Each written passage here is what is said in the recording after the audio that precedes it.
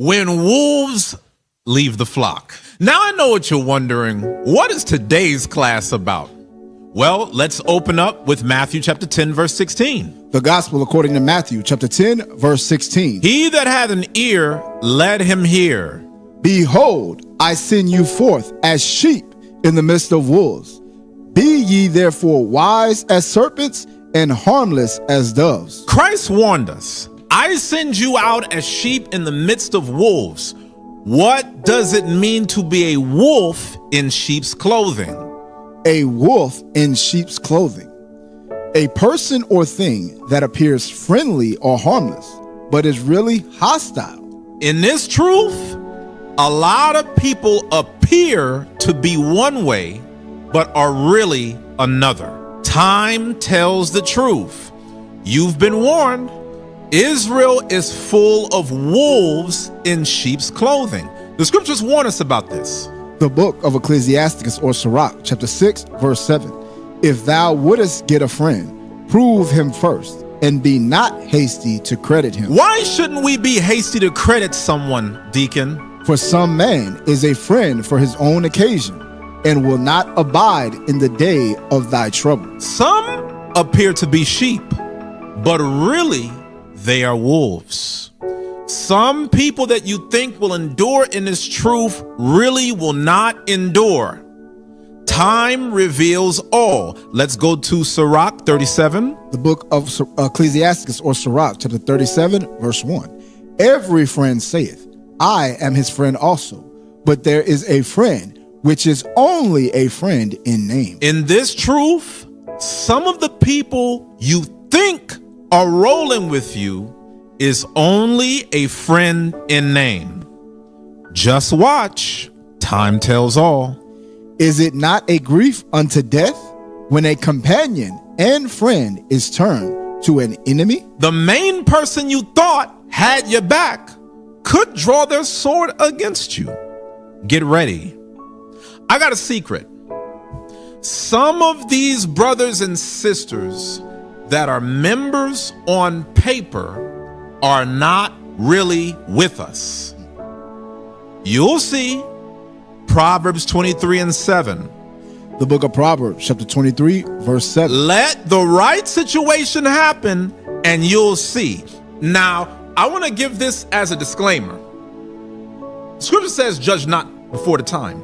You never know who's who. Time tells the truth. As we look through the scriptures, this is for self-examination. If the shoe fits, wear it when wolves leave the flock. Now, is everybody a wolf? Nope. Not everybody is sheep. We have to look at the scriptures and examine, how am I when it comes to this? Read. Proverbs chapter 23, verse 7. For as he thinketh in his heart, so is he. Eat and drink, saith he to thee, but his heart is not with thee. Some of these members among the brothers and sisters, their heart is not with us. Now, why am I going into this? There's been a spirit in the congregation where brothers and sisters want to leave the church for any reason. And this is not just a one-person thing. Nope. This is church-wide. Can I get a witness? Absolutely. Absolutely. I know as I'm going into this, somebody might think, oh, he's talking about me. This is not a one-person situation. Unfortunately, I wish it was. I wish I could just pin it on one person, but I cannot. There's a spirit in the congregation where brothers and sisters want to leave the church almost for any cause.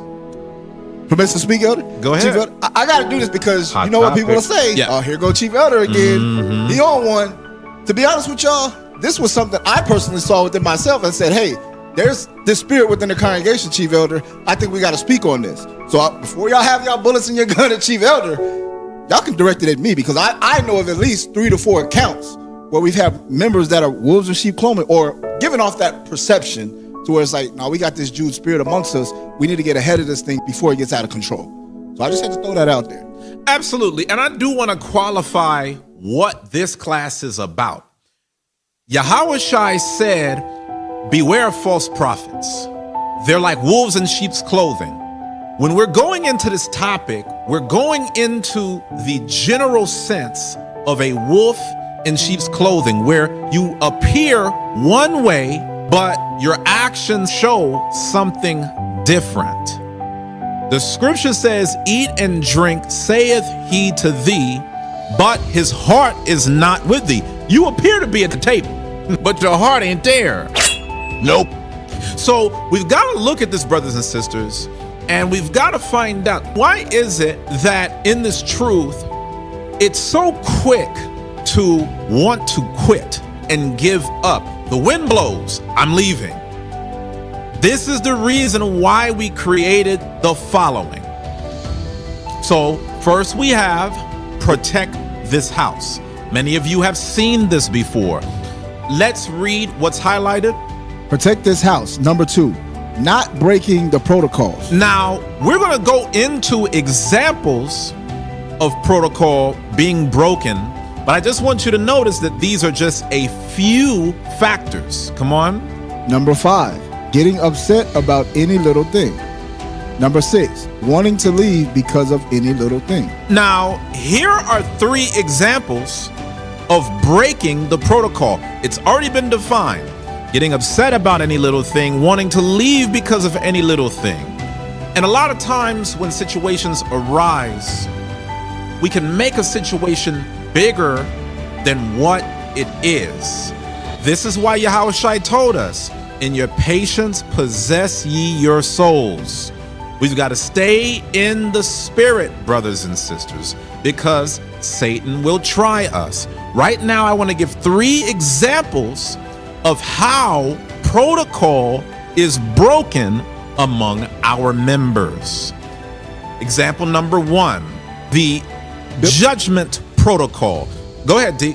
Biblical judgment decision tree. Now, not following the judgment protocol. So as you can see, we've posted for a while this process tree, where if a judgment occurs within the congregation, there's already a workflow established. Do you agree with the judgment? If yes, apply the judgment.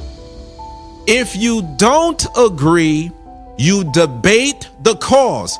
Notice right here, if you don't agree with the judgment, does the process tree say leave the church? Nope. It says that if you don't agree with the judgment, your job is to debate the cause. The scripture says, debate thy cause with thy neighbor. There are laws in the Bible concerning judgment. You know, I always say this, Yahushua's words, Matthew 23. Woe be unto you, scribes and Pharisees, hypocrites, for you give tithe of mint and anise and cumin, and you've omitted the weightier matters of the law, judgment, mercy, and faith. These ought ye to have done, and not to leave the other undone. So what we have to do is execute judgment within the body. And there may arise times where we're not all on the same page. That's regular, right? This is not the kingdom. But when we go through a disconnect, there's a way that we're supposed to handle it. Now, again, this is not my first time sharing this tree, is it? Nope. Not the first time, not the second time, but this is one of the protocols that I see broken ever so often. Now, let me point this out. When we look at this judgment tree, brothers and sisters, mind you, this is for our members. When a judgment is passed that can affect the course of the congregation, you have a choice to debate the cause. Now, you'll see under this, sufficient evidence to support your cause, judgment overturned. Insufficient evidence, judgment upheld. Now, in order to debate thy cause, there's a few ways to do this. Let me ask one of the men. What is one of the established avenues to debate your cause in true spirit of Christ. Think about what I'm asking here. What is one of the ways, let's put it back on the screen just for the people to see it. I don't want nobody to say that they didn't see it, Elder. Nope. I want to make sure you got this etched in your brain. If you disagree with a judgment, you have the opportunity to debate the cause. We're not just looking to railroad you. We're not just looking, hey, you don't disagree, shut the F up. That's not our spirit. And we have brothers that can prove this. We have brothers who, if there were times where situations may have gone awry, debate your cause. We're willing to hear every godly discourse. And if it comes down to it, we can examine the matter and then judge. If you have sufficient evidence to support your cause, judgment is overturned. What is one of the avenues that we have within the congregation to be able to do that? Ambassador Benaiah. Happy Sabbath, leadership. Happy Sabbath. There's a trial. You can hold a trial for that person. Correct. Very good. You can have a trial.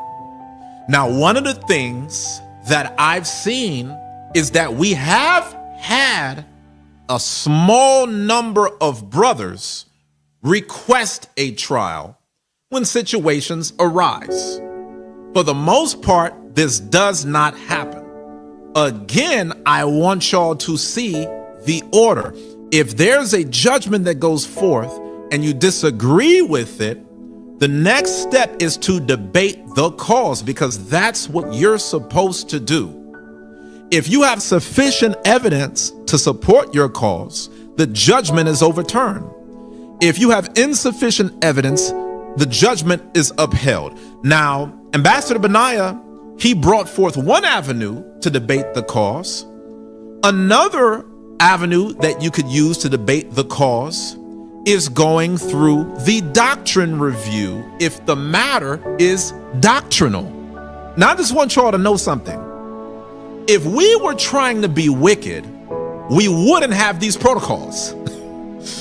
We wouldn't allow ourselves to be recorded for these activities. The whole reason why we have these protocols is to safeguard the church and to safeguard you. So I want you to see how we handle things decently and in order if there is a doctrinal dispute. We have the doctrine review form. You put in your name, your phone number, your email. You tell us about your doctrinal stance. You inform us on if you've watched the class that we've done on this topic. Through this form, you can identify what distinctions you have from your stance versus the church.